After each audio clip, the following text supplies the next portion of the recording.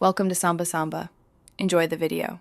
You begin by getting clear, documented consent. This protects you and the other person. Once they agree, choose a method they approve built in sharing, family apps, or device settings. Make sure both phones have necessary permissions enabled and that you can send or accept a sharing invite. If they deny permission, stop and pursue legal channels instead. You want transparency. Explain purpose and timeframe, then proceed only with their explicit OK, so you remain within ethical and legal bounds. Next, install and configure a trusted app together.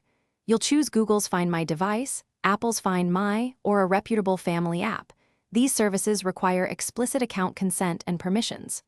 Once done, make sure precise location and background location are enabled, and both parties sign in with two-factor authentication. Sync contacts and accept the sharing invite. If the device won't share, check battery saver, location services, and app permissions. Resolve those issues before attempting again to avoid false results. To finish, verify the app shows live updates and test accuracy with a short walk or movement. If you get incorrect results, restart devices, toggle GPS and network, and update or reinstall the app. Make sure battery optimization isn't blocking background location.